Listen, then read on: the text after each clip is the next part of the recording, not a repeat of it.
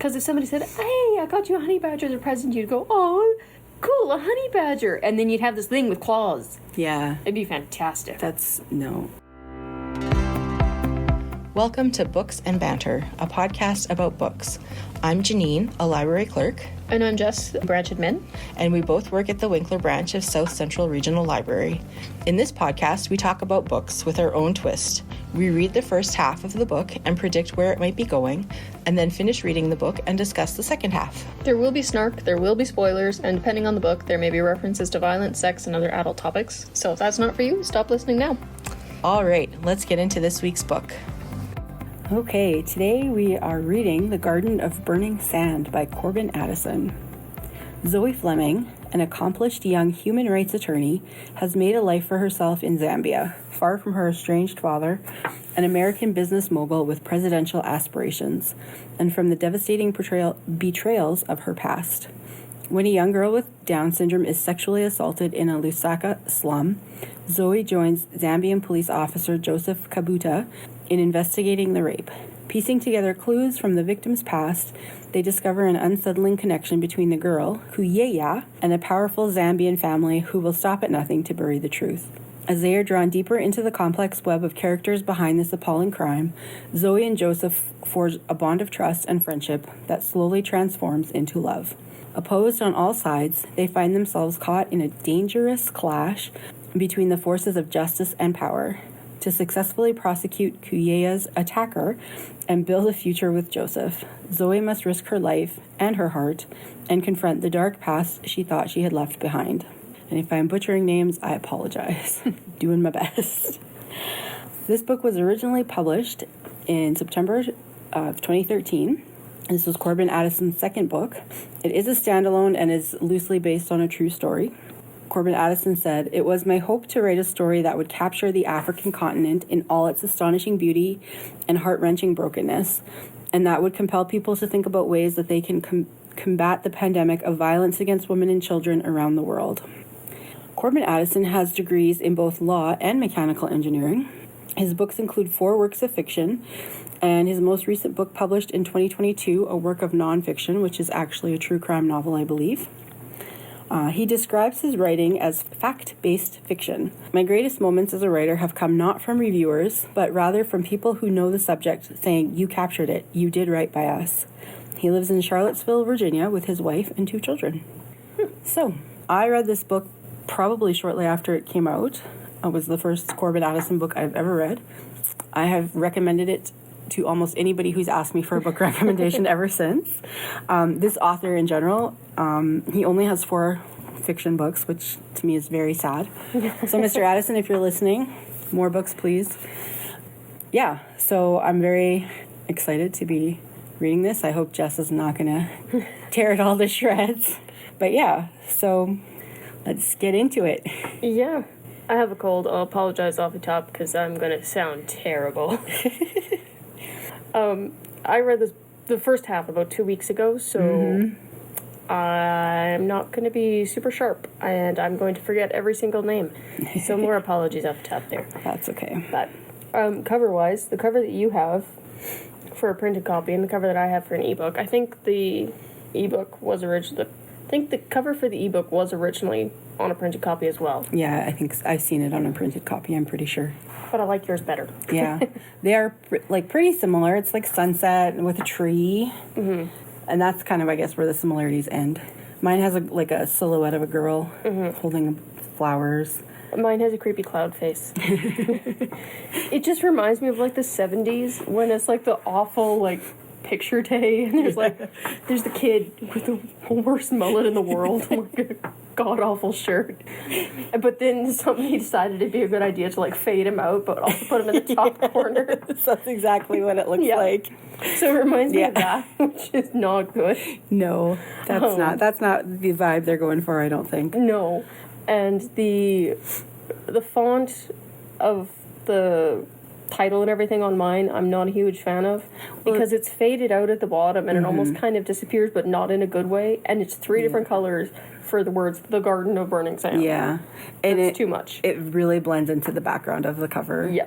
So it doesn't stand out nicely like this white font on mine. Yeah. And like with yours, it's a better color gradient. The tree is better. The silhouette is better. And I like the fact that there's kind of the faded patterns in the sky.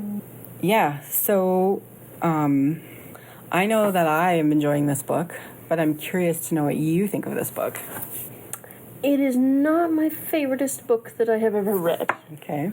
However, I'm going to start saying it's in Zambia. The thing that was going through my head for the first half of the book, the entire time, was Trump mispronouncing Zambia as Zamibia.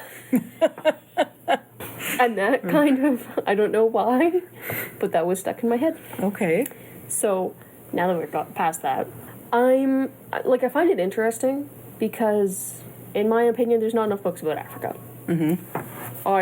Considering it's such a huge place with so many diverse cultures, and like South Africa has, I think it's 12 official languages. I find it a little bit ridiculous that, given the culture, the history, and everything in the area, it's not covered more. And I know it's one of those things where geographically we're fairly far away from Africa, so sadly that will impact things. Yeah, I always want a lion and a giraffe. Fun fact, giraffe babies fall 6 feet when they're born. Ay. Welcome to the world. It sucks. Do they come with a parachute? That would actually be adorable. Wouldn't it be? That'd be so cute. So, like, geographically, you're generally going to get more culture influences and influx of media and stuff like that from the countries you're next to. So, in that regard, yeah. But it irks me when the only thing you ever hear about Africa is, it's so poor, and there's that stunt fly that buzzes in and lands on somebody's face. I swear they just have one fly and but I don't... It is a fascinating place. Yeah.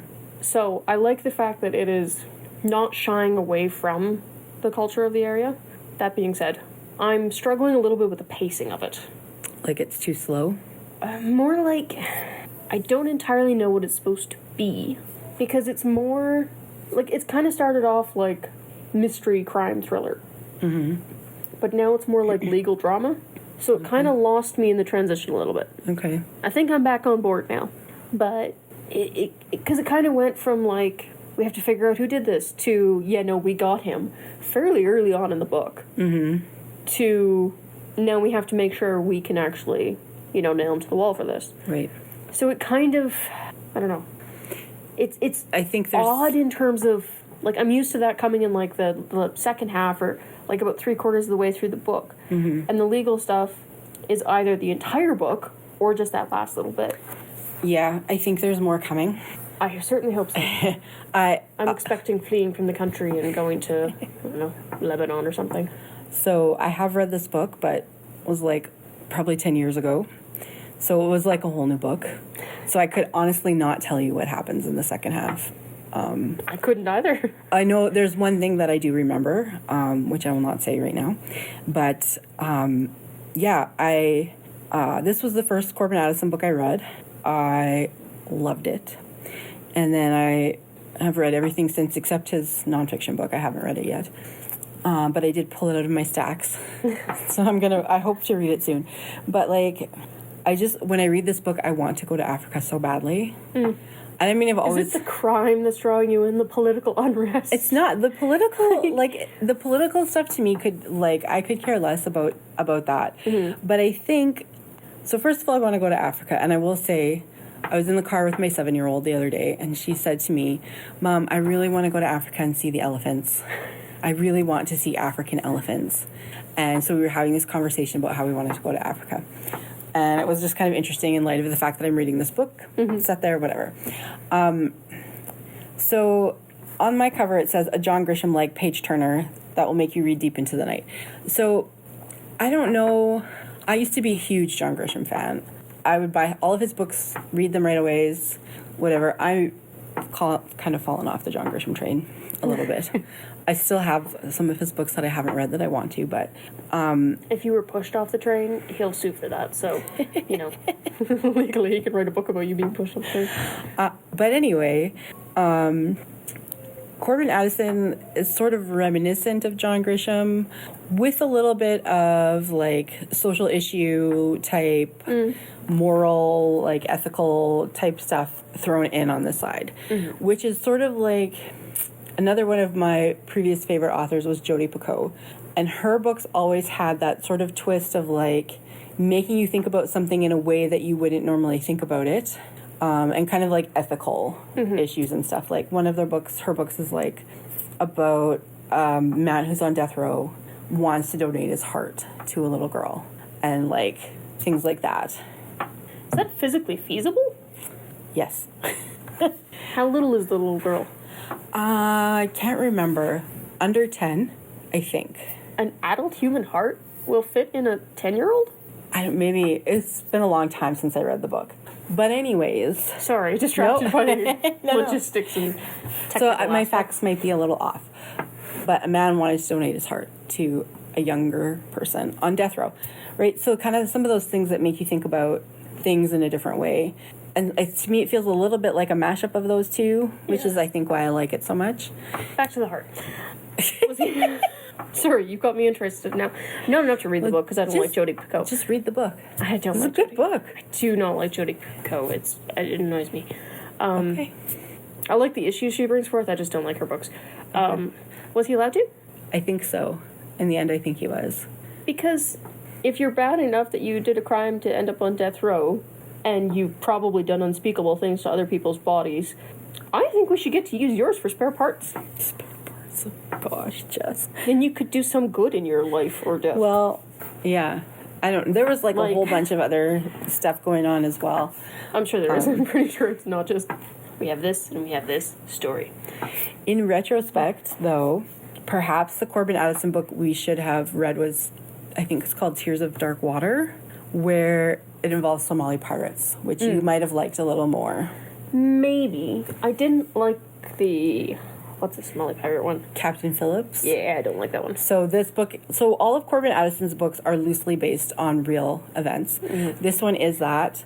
I think it's based on the Captain Phillips story, only instead of like a big ship, it's like Ship? it's like a man and his son Okay. on their sailboat sailing like... And why did Somali pirates capture them? I don't remember. Was he rich? Well, he had his own boat, so he probably had some money. Eh. Right? And maybe they were desperate. I can't remember. It's been like... These books are all like fairly... They're not recent. No. Right? Like... Because I can understand. I could understand stealing a container ship. To me, that makes sense. Mm-hmm. Money. A small boat with a guy and his son. I think it was for ransom. Are they famous or rich? Don't remember. Rich, yes. I'm pretty sure. Huh. Anyway. And I'm just going to get distracted by 15 other books. They're all based on true stories somewhat. Loosely. I will say, though, I am not loving it as much this time as I remember loving it when I first read it. I'm having Nancy Drew issues with the main character. Huh. Interesting. Not in that she's Nancy Drew, just in the, I'm like, why are you sticking your nose in there? It's literally not your job. That's a little bit her job. Well, like, she's a lawyer. A human rights attorney? Yeah, I think so. And what's the guy's name? Joe? Joseph, yes. Joseph, yes. Like, he several times told her that you don't belong here, like, on the streets, investigating. Literally not your job. Yeah. So, Nancy Drew did the same thing. Poked her nose in where it didn't belong. Like, it's giving Drew girl. Cozy mystery vibes. Then maybe, because that's what they do in cozy mysteries. Yeah, but like Nancy Drew's father was a lawyer and yada yada, okay. and she was just annoying. I'm not saying the main character is annoying in this book or anything like that. She's fine.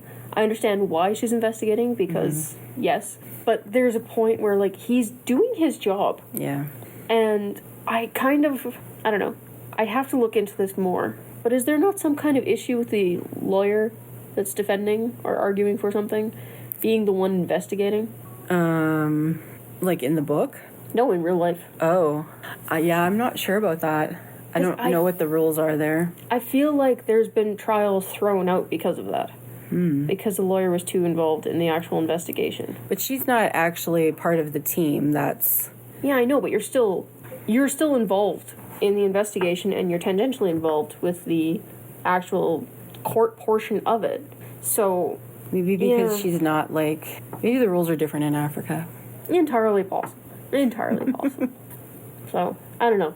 That part, to me, was kind of throwing me off a little bit, because I'm like, are you literally allowed to do this? Are you not weakening your own case? Mm-hmm.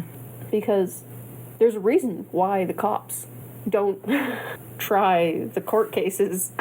Right.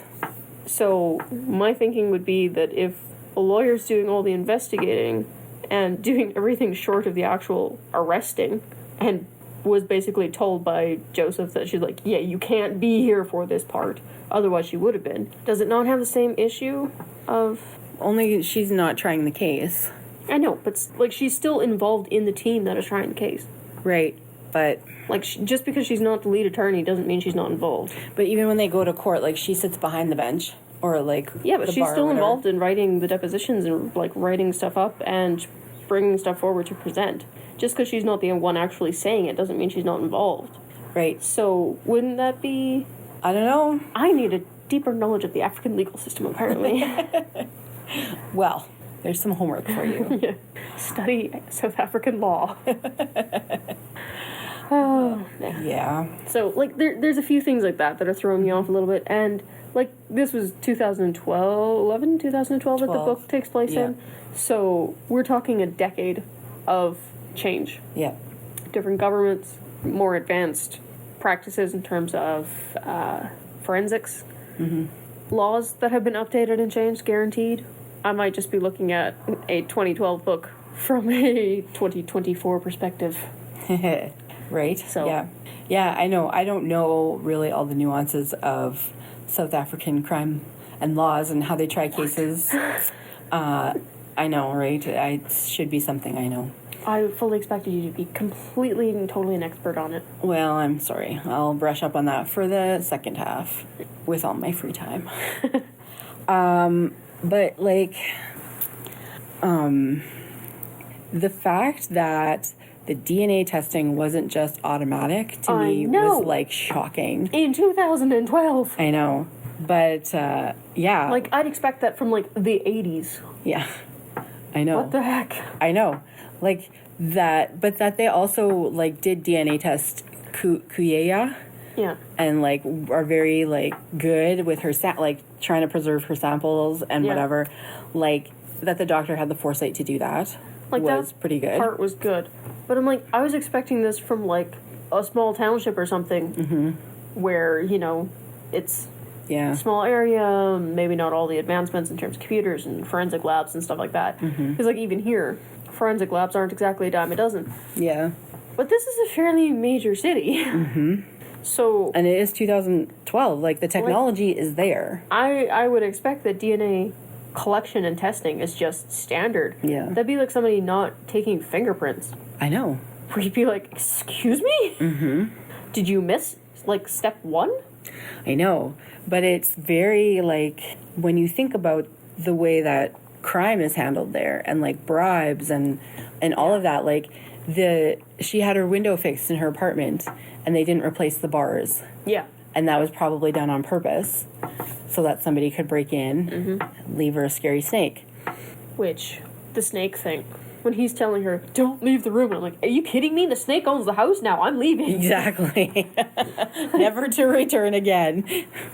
Anything else, we'd be talking. But snakes? No, he lives there now. Yeah. That's just fine. He can... Yep. Ooh. I know. That was... Yeah. I do not like a danger noodle. A danger noodle. I've never heard that. Really? No, danger noodles and nope ropes. Try saying that when you have a cold and nope rope. Nope ropes. Yesterday I was watching Friends and it was the one where Monica is sick and she's trying to get Chandler. We're 2 people in the prime of life. The one thing you can really do well when you have a cold is and love, twoo love. Yes. Do we say that in every episode? Pretty much. Oh, goodness. Yeah, it's bothering me because I know that something is coming, and I can't remember what it is. thing is, I find too with this book, again, because I'm used to a different type of pacing and like this is kind of mashed a couple of different crime genres together. So to me, it almost feels like we're nearing the end of the book, and we're like halfway through. So I know there has to be something. Yeah. But it also kind of feels like, no, we pretty much got everything. Yeah, but no, we don't. No, I assume we don't, because there has to be some kind of like big twist or something. Yeah. But one would hope, or else it's going to be a long second half. Yeah. But, like, I am enjoying the story so far. Like, all of the vague complaints about pacing and everything like that, I am actually quite enjoying the story as much as you can enjoy, you know, the rape and kidnapping of a small girl in South Africa. Yeah. Not only a small girl, but a small girl with Down syndrome. Yes. Which, yeah, that's, to me, is kind of the heartbreaking part, because...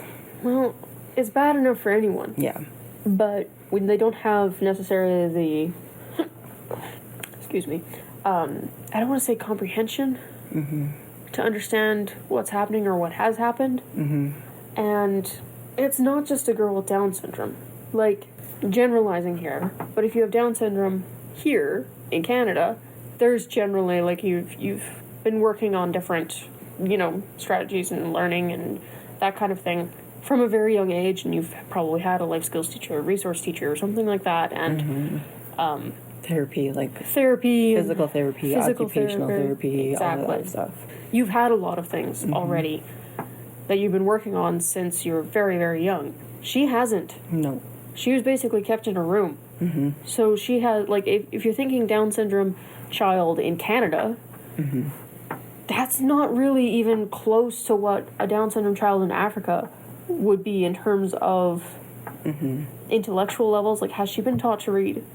She's been taught some basic life skills and comprehension, obviously, but it's not comparable. Yeah. Like, not at all. So it's even worse. Yeah, rape is a horrible thing. And the amount of people who get away with it is astounding to me. It is mind-boggling. Yes. Like, and I don't want to say it's treated as, like, a thing that just happens or a regular thing that happens. But it kind of is. It kind of is. Yeah. Like, or she was asking for it. How often does that get said? That bothers me so much. No. And unfortunately, in countries like South Africa, where law enforcement is easily bribable, malleable, shall we say? I don't want to paint them all with the same brush, because there's obviously good cops and bad cops, and it's not as though cops in North America are bribed any less necessarily. Right. But something like rape is very easy to get away with, if it's even reported. That's the thing, is that it's not reported. If it's even investigated to the point where a guy's like, oh, yeah, no, I guess I'm actually going to pay you off. Yeah. Like, it is just a huge systemic problem, which it always boggles my mind when there is a serial killer or a serial rapist out and about and committing crimes in a local area. And the response from the police force is, keep your women and daughters indoors. Yes. No, do you know what would fix this? Keep the men indoors. Yeah, right. And then the one man that's out and about, it's him. He did it. That was with Paul Bernardo and Carla Homolka. Or when Paul Bernardo was just on his own and, like, was going around raping women. That was what they said. Women should not go out alone at night. Yeah. And I was like, well... That's the general response. I have just as much right to go out alone at night as you do. Yeah. And guess what? If there were no men out, women wouldn't have to protect themselves. I'm not saying woman-on-woman violence doesn't happen. It most definitely does. But statistically speaking, it is far less frequent. So, tell the men they're not allowed to go outside. Right? Why is it always the women who... And, like, don't get me wrong. I'm not some big, huge feminist or, like, whatever. But I still think that this whole idea of, like... Why are we being punished for something that they're doing? Exactly. Why are we blaming the women for their attack or the assault or whatever? The victim shaming is... It's ridiculous. Unbelievable. Yeah. And with the abortion rulings, what they are now, that's just increasing. Yeah. Like... I don't know. Like, I don't think anybody ever asks for that to happen to them. No. And that affects you. Like, that stays with you. Sometimes literally, because you might have a kid. Yeah. Or an STI or something else. Or just the fact that it was a traumatic experience. Like, Yeah. and it's a traumatic experience regardless who it happens to. Because it'll happen to men as well. And that's also a traumatic experience. Does it happen less frequently? Yes, but it does happen. Yeah. It shouldn't be happening to anybody. It shouldn't be. Like, I mean, there's lots of things that happen that shouldn't be happening to anybody. yeah, true. But it's also... Jaywalking tickets. What the heck's up with those? But it's also the attitude surrounding it, right? Yeah. Like, almost as if a man sees it as his right to take that from a woman. Yeah. Like, no, you don't have the right to that. No, not at all. And the fact that they prey on vulnerable populations is even more horrific. And the reasons why they can is because oftentimes they're not able to communicate as effectively. They won't be believed. Yep. They may be left on their own in a place where somebody can get to them. Like, Yeah. there's a reason why they prey on them. Yeah. And part of that is our fault. Well, and somebody like Kuyeya in this book, she doesn't understand what's happening. No. And how she's not going to fight back because she doesn't know what's going on. Well, she might fight back, but she probably won't fight back effectively. No. Like, it with her current levels of comprehension and education and everything, she probably understands not much more than that it hurts and that I want to go home. Yeah. Like, at no point do I want to dismiss the intelligence of those with Down syndrome because there's some very smart, Oh, yeah. Absolutely. very smart people out there. But she hasn't been educated. And she's been essentially locked in a room her entire life. Yeah. To the point where people in the community didn't really know her. Yeah. And even if they did, there was the, like, culturally, they're seen as evil or a hex or something. Like, oftentimes, children with a mental handicap will be hidden away. They'll be shunned. They'll be, removed from society, essentially. Yeah. So, I just don't get it. Don't get it. Especially like in these types of cultures, right? Yeah. Where there's a lot of They're looked at with fear because there's something different, and what's different must be scary. Like, I don't understand it. Like, I do not get it at all. Yeah. Growing up, like, there was two guys with mental handicaps in my grade of school, and for 13 years I went to school with them. They were lovely. They had, like, one of them, like, smart in terms of art and everything. Like, they have their skills, they have their talents. It's just a little bit different. And the fact that they're shunned and removed from society and seen as these pariahs, and that can now be victimized without consequence or without, I don't know, I want to go so far as to say without anybody caring, but without anybody actually doing anything. Yeah. It makes me furious. Yeah. Like, just bone deep. Like, to the point where I think there was a situation, anyway, I didn't even know that, like, or it never occurred to me that, like, if a father was abusing his daughter, that he could go to jail for that. Because most of the time they don't. Yeah. Right? Because it's your child, it doesn't get reported, and if it does, it's way too late, or whatever, like, the statute of limitations has passed. And so I was like, yeah, I guess they probably could. Right? They should be in jail. They should be. But it's one of those things where you're like, you don't think about it because it doesn't happen. Right? And that shouldn't be the norm. No, definitely not. And, like, father abusing his daughter is more likely to go to jail than a mother abusing her son. Because that's always a thing. Yeah. That's also very possible and happens way more often than you think. Yeah. And, again, it's the whole bias of, oh, a mother wouldn't possibly do that. Oh, a mother would. She straight up would. Like, basically, people suck. Yeah. Aliens, come take me away. Not this mother, but... This book is interesting. I don't want to say I'm enjoying it, because it's a weird topic to say you're enjoying. Right. That is true. Like, but I'm definitely finding it interesting, and I'm curious to see how the legal system goes. I am so glad they got a new judge. Yes. I'm sorry that other, like, preppy boarding school judge can shove off. I know. I was impressed that they were able to make that happen. And the fact that the guy's like, yeah, we're not putting up with any of this nonsense, so sit your mouth down. Yep. I know. But I was like, woohoo. That part, I'm like, yes. Good. Nothing worse than an annoying judge. Yep. I will say, though, there's a lot of political stuff Yes. also happening in the background, which I don't fully understand, or Yeah. I know, I'm pretty sure it comes into play in the second half, but I'm not quite sure how or why. I kind of assumed it would, because right now, one of the parties just won the election. So I kind of figured it would show up somewhere, because it's kind of a weird thing to put in, and then just kind of like, it fizzled out. But at the same time, I know a little bit about South African politics, but I'm not super familiar with the parties, so I don't know if they're made-up parties or actual parties. Some of the names are familiar to me. Yeah. But did you know, this is an aside, but did you know that Russia just had an election? Yep. And It was super fair and democratic. one of the news reports was like, all of the major opponents are either missing or dead. And I was like, what? Well, Alexei Navalny, say that when you got a cold, was one of the last men standing in terms of Putin. What does it tell you that they both come to mind? One of the last men standing was the guys against Putin. And he's dead now. So, it's... Yeah, I know. Yeah. When I heard that, I was like, thanks. And then I thought, I can see Russia from my house. You don't know that joke? No. It's Sarah Palin. Okay. Because she lives in Yeah. Alaska. Words are hard today. It seems like she'd do fine in Russia. I think it must be from Saturday Night Live or something. Probably, yeah. Tina Fey. Can you imagine Tina Fey saying that? Because she always played Sarah Palin. Yep.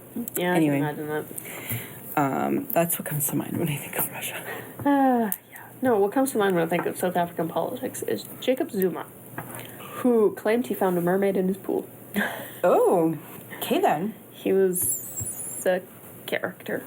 That and, I forget if it's still during Zuma's term or if it was after, but they had a sign language interpreter who did not know sign language. I know what it was for Nelson Mandela's funeral.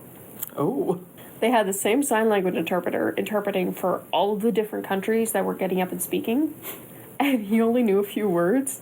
And I forget if it was the brother of a deaf guy or just a random guy. Because it also happened in Florida where they're like, your brother is deaf, so you must know sign language. Quick, do the sign language thing. And he did not. He kept saying like pizza, bear, house, or something like that. Mine would be helicopter. Anyway, where were we? We should wrap it up because we're just like... At this point, we've kind of lost the plot. We're off the rails majorly. No. Anyway, Nelson Mandela's funeral. So this guy was doing sign language for all the languages, despite the fact he did not speak the language. And what we know as sign language is ASL, which is American Sign Language. Mm-hmm. It is different other places in the world. Excellent. So he was basically just making stuff up. Mm-hmm. And yeah, they figured that out after. Nice. But any deaf people that must have been watching it must have been like, what the heck are you doing? Strange, I didn't think Nelson Mandela was such a fan of pizza, bears, and houses. So, that's what I think of when I think South African politics. Mm-hmm. That and, apartheid and everything like that. But yeah, I was a little bit surprised that the apartheid hadn't really been mentioned at all yet. Mm-hmm. Like, there's, systemic racism and stuff like that he brings up, but not the apartheid specifically. So, I'm curious if that comes up in the second half. Because it wasn't that far out. Yeah. Like, year-wise, it's what? Within a decade? Decade or two? I honestly couldn't tell you. 1990s, I think. So. Yeah. Yeah. Yeah. It's interesting. Mm-hmm. I would say it doesn't make me want to go to Africa hugely. No. I want to go to Africa. Mm-hmm. But this is not the book to make me want to go to Africa. Because this one, I'm like, I would like to not be in a crime or a political uprising. Thank you very much. The crime part, but when they went to Victoria Falls, I was like, oh, I want to go there. And I would like to see a honey badger.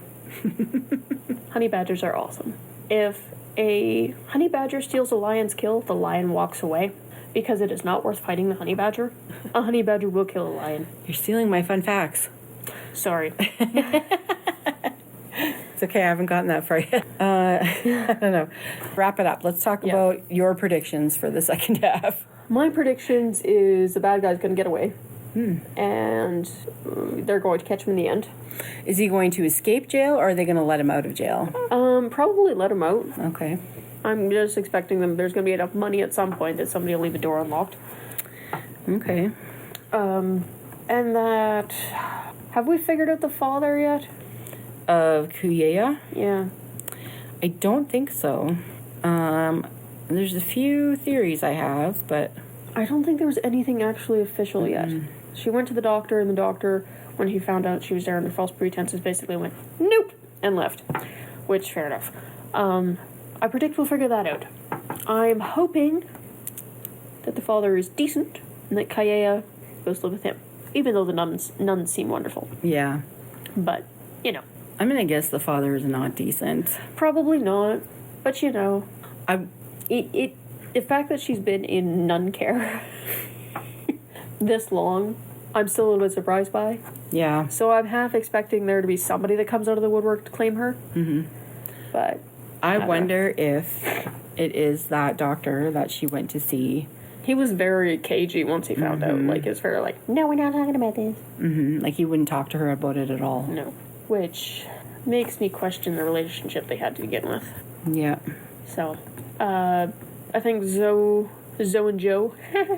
Zojo. It's Zoe. I had an entire bottle of caffeine, I'm sorry. You could say Zoe and Joey. That just makes me think of ordering 2 pizzas. They're probably going to end up together because... Well... Blah. It does say friendship that slowly transforms into love. So. Yeah, which I still don't see, honestly, because he doesn't seem to have much use for her about half the time. I feel like he's got some secrets. I would assume so. As the fact does that she. He's like, I want to be police commissioner or whatever the equivalent was. And I'm like, oh, that's not at all suspicious. Sorry. Were you trying to sing the suspicious song? I was. Trying really hard not to. I thought of that about half a second after it came out of my mouth. But, like, I don't trust him. Not completely. He's a little too... I'm just suspicious, that's all. I don't trust anyone. Welcome to Jess's ongoing trust issues. Yeah. I'm pretty sure there's one major thing that I remember that happens. It'd be kind of weird if the thing that you remember doesn't happen. It would be. Trick. That the would Nelson Mandela effect. Janine's making up her own stories. Well, you are familiar with the Mandela effect, right? No. It's like the whole Berenstain Bear thing where people swear it's spelled Berenstain versus Berenstain. Oh. And when Nelson Mandela died, there's people that swore up and down that Nelson Mandela died years ago. Huh. It's the whole misremembering thing. Yes. I saw something like that recently. It was the Fruit of the Loom logo that everybody thinks it has a cornucopia in it, but it actually doesn't. What does it have? Just fruit. Huh. Yeah. Interesting. I've seen a few things. I didn't know that was called the Nelson Mandela effect, but yes. Well, it's the Mandela effect, and generally people leave the Nelson out, but... Well, I like to say Nelson Mandela. Yeah, Thank I you. like Nelson. And we're just going to end it there, and we'll be back for more chaos later. We are back with part 2 of The Garden of Burning Sand by Corban Addison. So, from your comments before we hit record, I think that you perhaps didn't like the second half of the it was book. fine. Mm-hmm. Tell us how you really feel. It's not that I disliked it, it's just that it kind of fell a little bit flat. Like, there wasn't really a gotcha moment or a... There was no twists. Yeah. Yeah. Or, like... It was very, like... So we went to court, and they denied our request. So we put in an appeal, and that appeal was granted. So now we're proceeding to the next hearing. And after that hearing, there was a few road bumps, but ultimately we made it through. And after that hearing, we have the actual court case.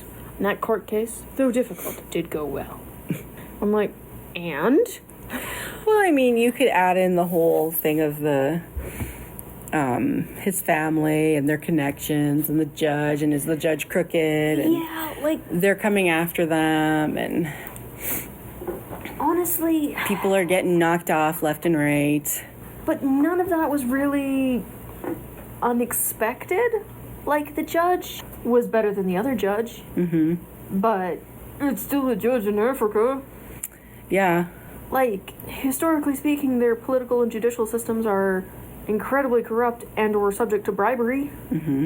Yes, there was a lot of bribery in this book. I wasn't exactly ruling out the possibility that that could happen. Mm-hmm. So, no, like, it's fine. It's just not my type of book.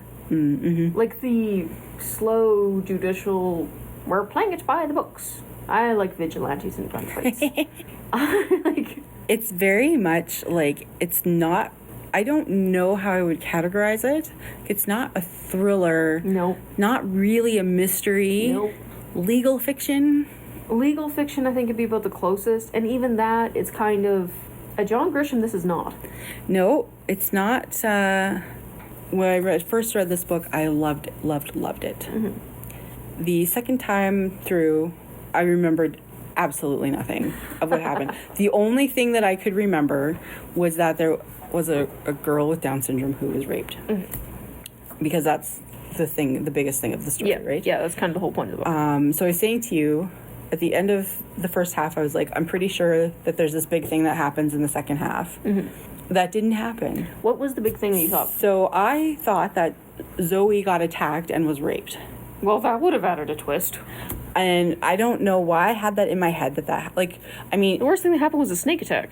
Earlier, and then they came to, they broke into the house where she was staying. And then somebody was, like, there were some people attacked. I don't know if anybody died there. No, nobody died.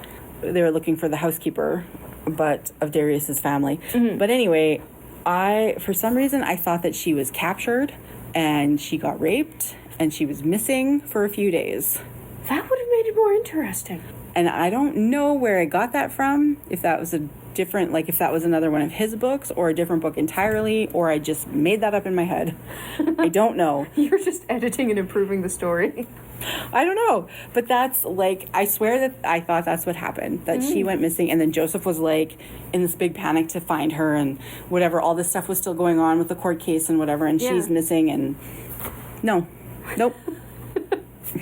None of that. I just like the fact that your brain went, this is too boring, let's have a rewrite. Okay. But no, it's not that I didn't enjoy the book. But I think in my mind, well, probably I have it built up as this like really wonderful, great book. And I've read a lot of really good books since I read this one. But also, in my mind, it was a lot more thrilling than it is. Sorry. And so, like, if you're looking for something that is, like, fast-paced and, you know, lots of action, yada, yada, yada, this book is not that. It is not. It is not. It is a good book.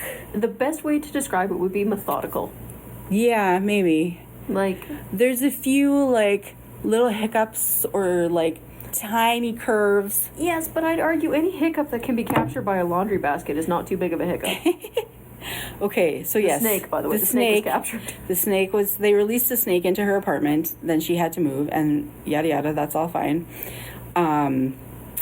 Sorry, I totally lost my train of thought. They had to move, yada, yada. It's a beautiful book about Africa. There's a lot of politics. I was just trying to see how they categorize it on Goodreads. Sorry, that's why I'm slightly distracted. It's like a legal political thing, I think, more than anything. Yes. Let's see, because sometimes they have, like, subject headings and stuff in here. Yeah. So I was just going to see if I could find... Okay, no, it doesn't say here. Just really trying to find some subject headings that will tell me what category it fits into, because I don't know how to describe it. Anyways. I mean, I think this book is just general fiction. Yeah. It's not... Like, it's a little bit political, it's a little bit legal, it's not thrilling at all. No, but you said that the Toronto Public Library had it categorized as thriller. Yeah. Which... I would argue is no. No. I wouldn't call this a thriller. In my... This way. Both of the Stephen Kings that we read also were categorized as horror, and I would argue they are not either. I think one was categorized as fantasy, actually. It's fantasy horror, wasn't it? I don't know. I thought just fantasy, but maybe I'm wrong. Anyway, it's not as thrilling as I remember. I still liked it and enjoyed it. I don't know. If people ask me for a recommendation for a book, this was like, this author is my go-to for like, oh, have you, because nobody's heard of him or read him, I feel like. Like, I feel like he's not like James Patterson that comes out with 18 books a year. Yeah, exactly. Because like 5 books total, and his first book was released Well, this one came out in 2013, so like very... He's averaging about one every 2 years kind of thing. Yeah. And honestly, this is not 2 years worth of work. Well, this is also only his second book. Yeah, but still. So, I still liked it. I know that you're less than impressed. It was okay. It was just kind of... It fell a bit flat. Like, it did make me want to go to Africa. I want to go to Africa. But this didn't help. Like, its portrayal of Africa was stereotypical in many ways. It's the AIDS epidemic, political corruption, and violence in the streets. Africa has more to offer. True. Culturally, historically, it has more... It is more than what this book makes it out to be. And while I'm not faulting this book for that, because ultimately it was political and it was legal, so yes, the political and legal corruption is valid in this book, it did kind of feel a little bit like going deeper than that wasn't ever going to happen. He could have gone into more of the cultural practices as opposed to very surface level superstition. He could have gone deeper into that. I think that would have been interesting. But he didn't. He kind of stayed very surface level, you know, kill a goat and rape a child to cure AIDS, which, horrific. The kid, not the goat. The goat was delicious. But ultimately, he didn't dig down into the history of the... I'm not even going to try and pronounce what they're called, because I would murder that. But the history of the superstitions. And how prevalent they still are, and how that does affect things like DNA. And, you know, the fact that you have the same people that are policing the streets, that are in the court systems, are still... They still believe in, like, the old cultural practices, and they still believe in the... I don't want to use the term witch doctor. The native healers? Would that be more accurate? More culturally appropriate? They still believe in the ways of the native healers. And how that does affect DNA collection, how different victims are treated. Like, it was very surface level. Yeah. And a little bit disappointing in that regard. The story itself was fine. I wasn't thrilled by it. Like, it was not a thriller. No. At all. It's not a thriller. It's general fiction. Yeah, it is. That is the best way I can figure to describe it. And I see what you're saying about, like, yeah, you could go deeper into some of these issues. I think it would have helped with the book rather than describing that, you know, they took this turn off to hit this road. Now you're just stealing from the review I just read you off of Goodreads. Straight up. But, I don't, like...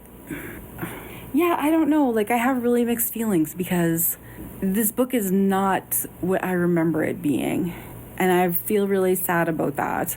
Well, that honestly was more the thing for me. Because we've read a fair amount of books we both liked. Yeah. And I was reading this, and I'm like, I get the feeling Janine is not going to be as happy with this book as she once was. And it's really hard to, like, really love a book when you read it the first time and then go back and go, oh, I love this book so much I'm going to reread it. It's going to be fantastic. Yeah. And then go, what the heck was I thinking? Right? And the amount... And, like, not even, like, a kid's book. Yeah. Where it's like, okay, I was a kid. But, like, an actual... Like, as an adult, and then go back, oh, my word. And not that I didn't enjoy it. Okay? Like, I still feel like I have to stick up for my buddy Corban because... The amount of people that I have recommended his books to. A lot of confused people out there right now. No, it's not. It's not bad. It's just... And, like, okay, so... I have read better, and that's my problem. 10 years ago that I read this book, right? And so, obviously, 10 years, you're a different person, right? I don't know, like, is it just... the first time I had read a book like this? I don't think so. It might be the Africa thing. Maybe it's the Africa thing. I don't know. Because it could just be one of the first books you read that was quite African in nature, and it wasn't just a nature documentary type thing. I don't know how to put this. Like, as much as it is the stereotypical urban Africa that he kind of portrays, it's also, like, it's a stereotype for a reason. And he doesn't shy away from that. Yeah. So it could be that caught you, because books in Africa about Africa are relatively rare around here. Yeah, that could be. But I think too, like, for me, maybe I think it was like the whole corruption aspect, and like It was more shocking in 2012. Now we're just like, yeah, duh. Or like, you know, this guy is probably going to get off because he's rich and like has powerful parents. And like, I don't know. I think though too, like I understand what you're saying about needing to go deeper, but I also think for people who have never been to Africa, who maybe don't even know a lot about it as a country, this is a good starting place. Like, because his facts are not inaccurate. No. And that stereotypes are stereotypes for a reason, like you said. But also, like, if it's not something that you're familiar with, maybe you don't want all of that information right off the bat, right? Do you know what I'm saying? I get what you're saying. I'm not sure that I agree with that. But I'm just, like, trying to... Like, I prefer deep dives. Yeah, no, I know. So, for me, I'm like, no, give me all of it. All of the information. I want it all. And I'm not saying that you have to agree. And I'm not even saying that that's necessarily what I think or, like, how I feel. But that maybe that was the intent, is to make this something that is... An hors d'oeuvre of Africa rather than a full meal. accessible to the white North American person. I like hors d'oeuvre of Africa better. Hors d'oeuvre of Africa, if you will. But you know what I mean? Like, Yeah. Like, what was the intent? Like, is the intent to, like, give a lot of facts about Africa? Or is the intent to talk about, like, the corruption and the AIDS problem and, like, you know, because you have to remember that he is basing this off of a true story, right? Yeah. It's not like obviously it's fiction, but it is based off of something that actually happened. Yeah. So, I don't know. I don't know. I'm just... Thing is, I feel like... I don't know how to explain it. It's... Going deeper would have added more to it. Because I feel like he shied away from... No, that's wrong. I was going to say he shied away from actually going deeper into it and covering the difficult topics, but he didn't, because he did cover a fair amount of them. This is not a light book. It's not. This is not a woohoo beach read. This is a difficult topic in a difficult country. However, there is books that cover this better. He didn't go deep enough. He didn't go dark enough to make it impactful. He went surface level. And while that made it interesting, it wasn't... It was a light slap rather than a punch. See? And, you know, And I'd rather a just hard-hitting, actual, like, just grabs you and runs with you. Like, I want a book that I cannot put down. I want a book that makes me stay up till 3 a.m. reading it. And this book, I was fine putting it down. How many times did you fall asleep? None. See? There you go. I had a nap before, so that doesn't count. But still, I think, like, 33-year-old me reading this was what I didn't need a punch. 29-year-old me does. Yes, but 29-year-old you and 33-year-old me are very different people. Yes, I was very cynical before I even hit 33, so God knows what's going to happen by 33. Yeah. You know, like, I think, too, books affect you differently at different times in your life, right? And I will still recommend Corban Addison to people because I do think his books are good. They're interesting. Like, they're not thrillers. They're not, like, maybe they don't keep you up all night. I don't know. You might want to try The Tears of Dark Water. Maybe I'll have to. The one with the boats. I think the main problem with this book it's very much a 2012 book. And we're reading it in 2024. And politically, my word, we've had a time of it. Culturally, we've been through a pandemic. Economically, God knows what the heck is happening. I think in 2012, this book would have been, I'm not going to use the word shocking, but more impactful. So you're saying... Now, we are all, I think, a bit... Jaded. Tired. Oh dear, there's political corruption. The response is, yeah. Of course. You're surprised by that? Welcome to Earth. Like, I think in 2012, this book would have made more of a splash, for lack of a better term. It would have been more than what it is now. So what I hear you saying is that the book hasn't aged well. Yeah.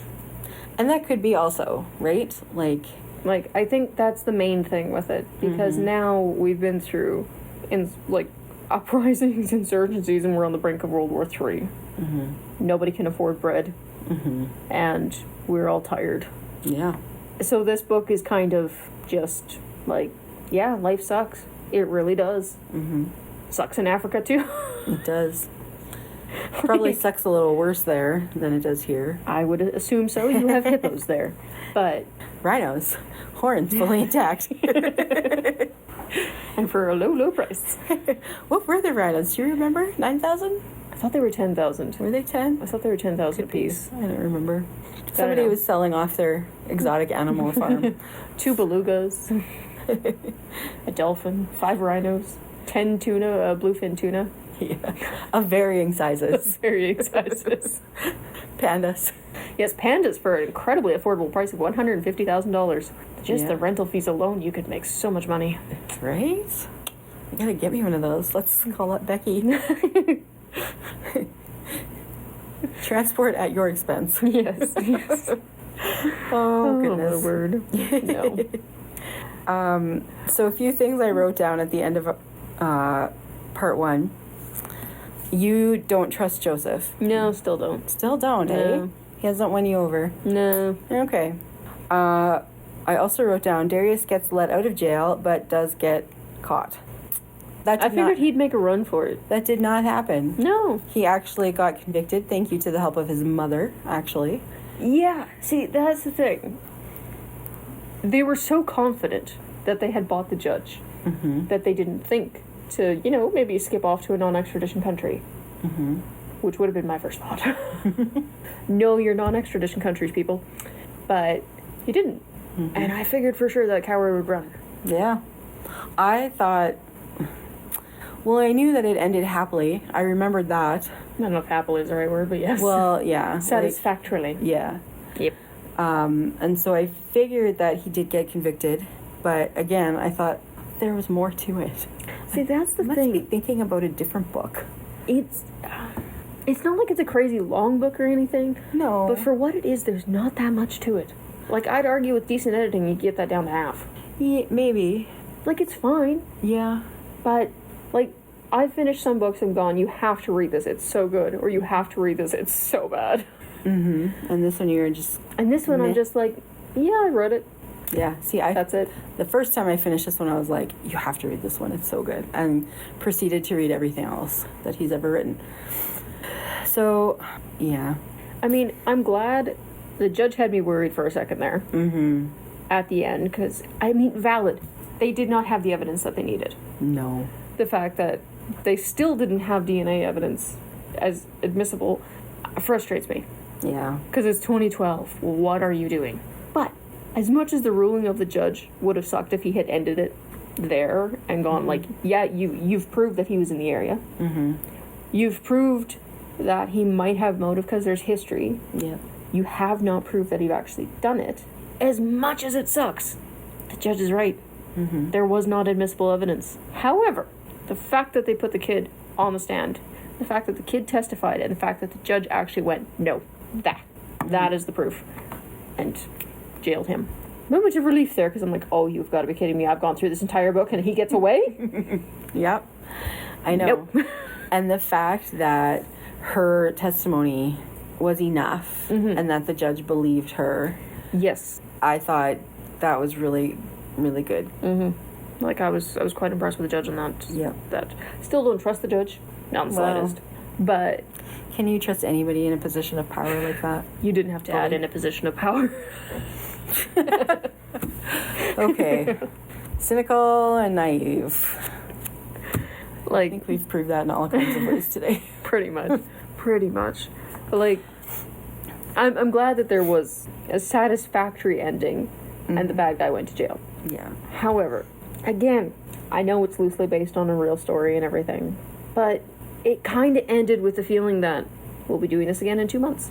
Well, Because nothing's... Like, yeah, sure, you won this case, but in the grand scheme of things, nothing's changed. yeah, but that's life. Yes, I know. But if there had been something working towards some kind of, like, bringing it before the Supreme Court and actually taking steps, even if they didn't actually accomplish it in the book. That would have at least been something. Well, she was going to join her mother's foundation and work towards. Yeah, but that does... And she stood up to her father on these issues, and... Yeah, the whole father plot I found kind of unnecessary. It was a little bit. I agree. Like, I don't care if your daddy's running to be president. I don't care. Like, oh dear, he's mean. I don't think he was mean. No, he's not even mean. Do I think what he did was I'm trying to think of a different word than dickhead. Did he do the right thing? No. When, like, Zoe was raped by Chad. Yep. So that might be what you're thinking. Maybe, although that wasn't like... he It didn't wasn't on page. kidnap her. No. And There was a few elements missing there. Yeah, no. So, like, that was terrible. And I do not blame Zoe at all for being mad at him. But I just kind of feel like that whole plot was pointless. Like, it ultimately, at the end of the book, she went from, yeah, I don't really talk to my dad, but I still kind of do, just, you know, when I have to I'm a little bit more willing to talk to my dad. We're working at reconciliation. Like, but nothing... It was all just itty-bitty baby steps. Baby ant steps. Mm-hmm. Like... Wasn't enough for you. Not enough to write a book about. Like, I don't know. I'm just cynical. But, like... Also, there's the whole hypocrisy of poor little rich girl. Yeah. Like... Oh, it's so terrible with the rich, and I have to raise money for this surgery. Pardon me while I jet off on a long weekend to the coast to hang out at a resort. Yeah. To get my bearings. Well, that was at the end after everything was all said and done, right? Mm-mm. No? Nope. Did she go to the coast? It was before the court case. She just went on vacation? Mm-hmm. Not for research? Mm-mm. I don't remember that part. And that part I'm like, okay. Cool. Because, yeah, you don't have your trust of tens of thousands of dollars. And I'm not saying you have to give away every single penny so that you're destitute in order to feed others, because to continue helping, you do have to stay, eat, stay alive. Mm-hmm. But you clearly have a few pennies to rub together. Mm-hmm. It's not as though, like, you're hopping on a jet from Africa to the States and back again. Yeah. You're staying in these very expensive hotels. You are not poor. You do not need the millions of dollars in your trust to start making a difference. Tons of people do it with what little they have. Mm-hmm. You don't think the work that she was doing was making a difference? I think it was making a difference, but her acting like she had to have the trust fund before she could start doing anything was getting on my nerves. Because there's plenty of people out there that don't have millions and millions of dollars, and they still donate. They still volunteer. I think the issue there was not having access to it for, like, bigger expenses or, like, projects that she wanted to put it towards. And, like, he wouldn't just give her money. Well, yeah, it's a trust fund. That's how it works. No, I know. But, like... And to be fair, if I was the manager of the trust fund, I wouldn't have given her the money either. No, but that doesn't mean that she can't be frustrated by not being allowed to have her money. You're getting free money. You accept the conditions that it comes with. You spoil little rich kid. But she wasn't using it for herself. Like, she wasn't asking for it so she could go on a holiday or buy a new house or a new car or any of that kind of thing. Like, she was asking for money to... She went to the guy. She told him a story about a girl in Africa that desperately needs money. Add a Nigerian prince, and you're one step away from a sports car. Like, I'm just saying that if I was the guy, I'm like, okay, I would like to see paperwork. I would like to see an actual proposal. Yes, but, like, in the moment, it was urgent, right? I know. You could have sent the paperwork saying this kid needs surgery from Africa. I know what you're saying. I just... Like, if I was him, all you're doing is coming and saying, I have a reasonable complaint and a valid excuse. I need the money now. I need $100,000. I wouldn't have given it either. There's no documentation saying you need it. How do I know that Kaye is not the name of your new sports car? Who names their sports car that? Yeah. Common sense would say. Yeah. Anyway. Cynicism would say otherwise. Like, see, you're looking at it from his point of view. I'm looking at it from her point of view. Like, I'm not Right? saying from her point of view it's not valid, but I'm also saying from her point of view, if you're going to be operating a multi-million-dollar corporation, even if it's a charitable foundation, you need to have documentation. You need to actually be able to justify. You need to actually have proposals. You need to have justification paperwork, everything in place. You can't just go around giving money on a Right. whim. At that point in the book, she didn't know she was going to be operating the foundation, though. No. But she knew she would have that money within a year. Right. But then that was her But own still, money, though. That wasn't... Even if she went with her own money and going to be using it, you still have to justify it. You still have taxmen. Yeah, but you're a little more free to do what you want with your own money. Mm-hmm. So... I would hope so. Well, yeah, but I'm just saying, like... It was going to be hers in like 6 months or something anyways, right? And so, like, I'm not saying I don't see his side of it. I'm just saying... Yeah, I know. I'm just playing devil's advocate. Anyway, yeah. The book is fine. It's just, there's no hippos. There was a surprising lack of African animals in this book. Mm-hmm. Like, there wasn't really any. No. There's a snake. Yeah. There was, I think, a monkey at one point. Yes, because a monkey ran off. Yeah. Yep, I remember the monkey. I liked the monkey. He was a good monkey. Was a high point for you, Yes. the monkey? Monkeys are generally high points. Do you have any fun facts for us, Janine? I do. Actually, today I have a lot of fun facts, so because I have 2 separate fun facts topics. So one of the major themes in this book was DNA testing in Africa, and so I found an article, Why Legal Medicine in Africa Needs a Boost. And I think that this article is fairly recent, so I'm going to share some parts of it that will show you that things maybe haven't changed all that much since this book was written. Cameroon is one of several countries in Africa struggling with the lack of expertise in legal medicine, which encompasses forensic pathology, the investigation of suspicious deaths through post-mortem examination. In Burundi, legal medicine is virtually non-existent, says Bamtama Mossi, and if I butcher these names, I am so sorry, of Rumont Regional Hospital in the country's west. It is estimated that there are only 8 forensic doctors employed by the state for all of Cameroon, which is a country of a population of 27 million. We have no forensic doctors specializing in this field anywhere in Burundi, he writes in an email. When we are called on by police or the courts to help look for evidence, we are limited to carrying out physical exams and additional tests which do not help to shed light on the facts.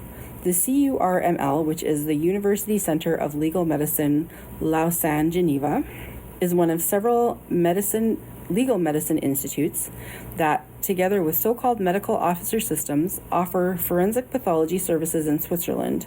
It's now working with partners in Burundi to address the gap in expertise there. The plan is, among other things, to bring Burundians to Geneva for a 5-year training program and eventually set up the country's first legal medicine institute. Ultimately, we want each country in Africa to have structures in place to practice legal medicine. And so the course coordinator in his home country of the Central African Republic, only one state forensic pathologist is practicing for 6 million inhabitants. The CURML alone has 12 units spanning, among other specialties, toxicology, forensic anthropology, and forensic genetics. Critically, Swiss medical examiners receive a salary regardless of how many autopsies they do or what the results of these autopsies are.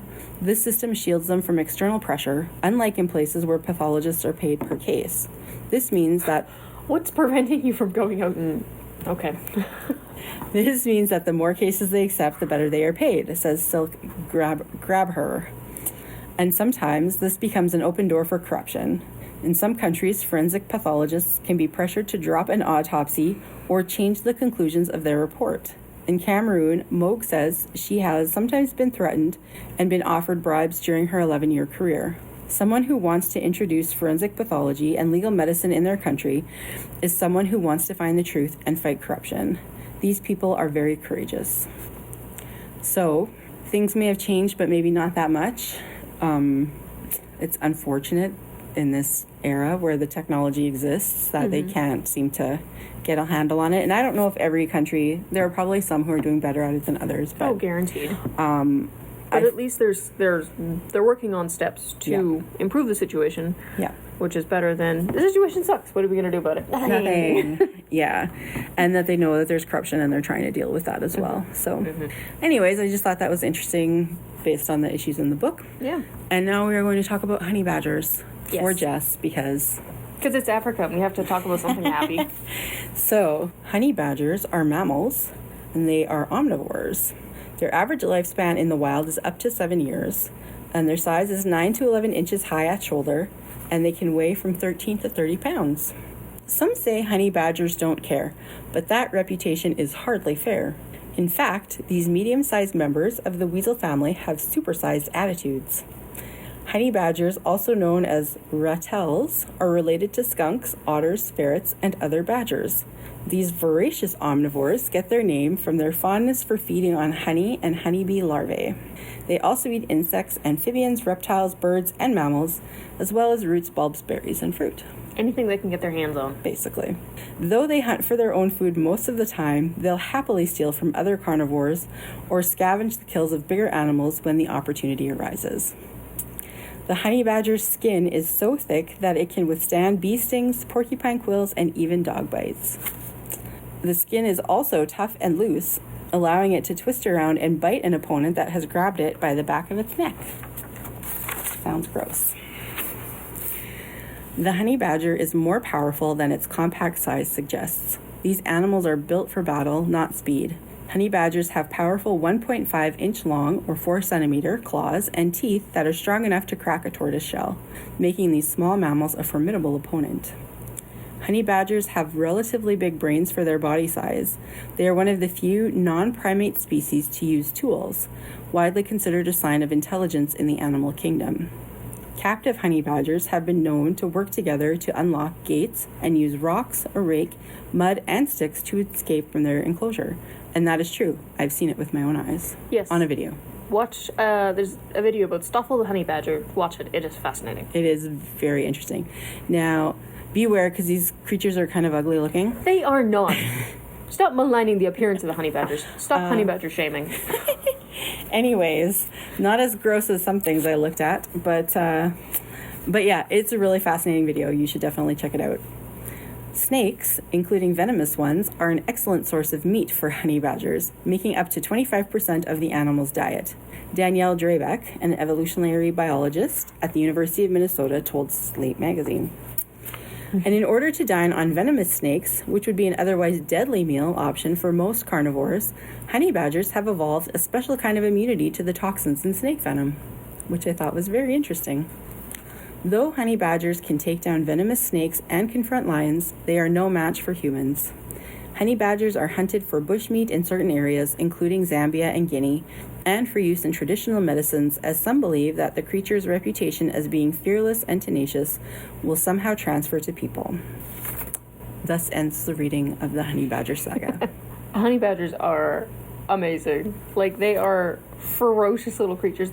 If a lion has killed an antelope or whatever and a honey badger wants it, the honey badger gets it. The lion leaves because it's not worth it. Because they will fight and they will fight and they will fight and they will fight. You'll find the same thing with wolverines. If a bear has something that the wolverine wants, the wolverine gets it.